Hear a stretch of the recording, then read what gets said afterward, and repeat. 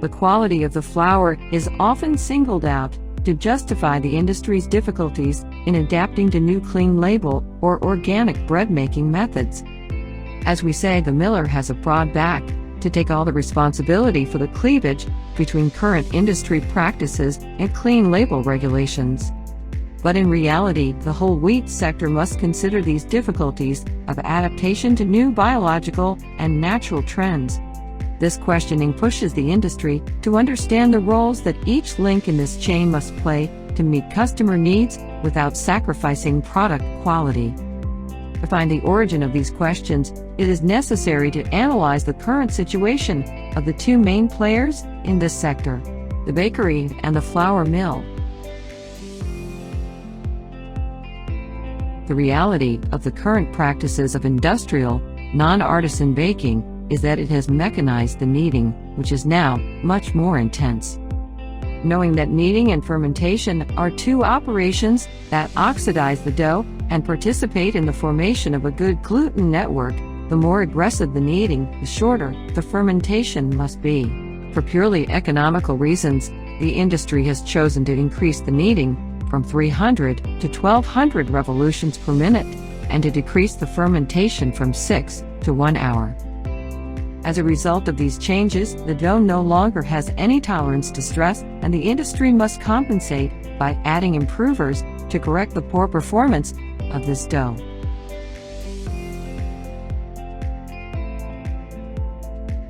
The choice of wheat in a conventional flour mill is based on the quantity of proteins, with a quality adapted mainly to a single bread-making method, rapid and intensive kneading, and very short fermentation. The largest volume of flour produced by this actor is a 0.55% ash, white flour extracted from the heart of the wheat grain, a region poor in enzymes which are more important in the outer layers.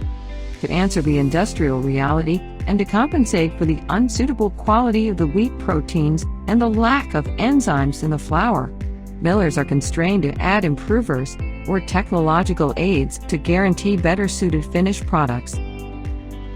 It is easy to understand the extent of the gap between the practices of these two players and the consumer's demand for clean label or organic bread without improvers, which must consist of only 4 ingredients: flour, yeast or sourdough, salt, and water.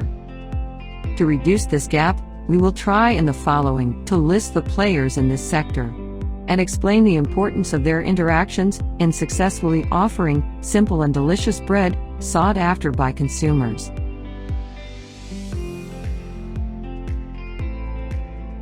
The breeder is the forgotten link in this chain, often avoided given his reputation wrongly tarnished by GMOs.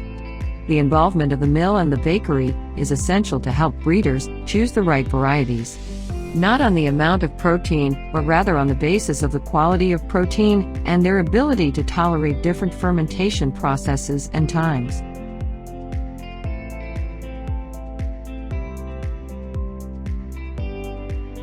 The varieties can be subdivided into 2 categories: prioritize nitrogen to store proteins for better quality, or prioritize nitrogen to make more wheat for better yield.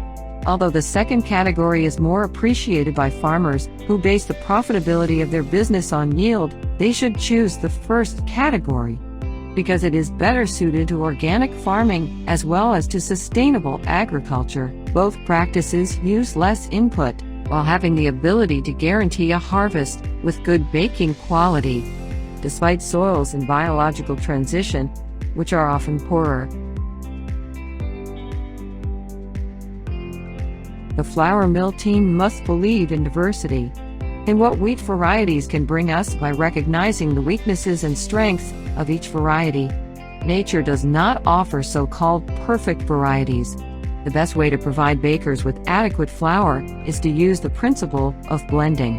To have a balanced flour, it is therefore necessary to correct the wheat with other wheats. Wheat blends with complementary qualities, avoid the addition of improvers, and make it possible to offer flours suitable for bakers' processes.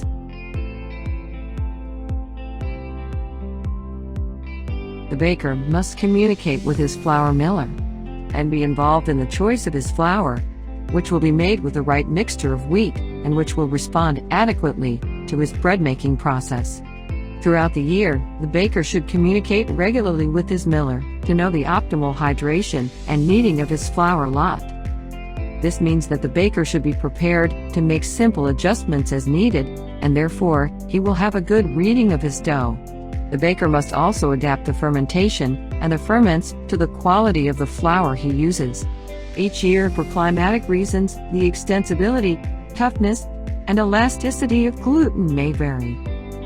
It is possible to correct a lack of extensibility by using a poolish, which is very rich in proteuses. On the other hand, you can gain strength by using pasty sourdoughs. Consumers must be more indulgent with the exterior appearance of bread, and more demanding about the taste and quality of the ingredients that make up the bread. Consumers rely heavily on whether the bread fills the packaging bag or that sandwiches in a rack are the same size. Bread is not like a piece of furniture that has exact dimensions. Bread is a staple food that should be shaped with love and that should grow naturally, like fruits and vegetables. Negative comments about the irregular appearance of bread are leading the industry to offer products that are far too uniform by adding improvers at the expense of taste. A rigorous appearance profile generates enormous losses because all breads that do not meet the shape standards are rejected after baking, an unnecessary waste. In conclusion, clean label becomes a winning value chain when all involved parties interact by promoting adaptation to new organic and natural trends. This is how the gap between current practices narrows and a synergy grows for the benefit of the environment, health, and consumer satisfaction.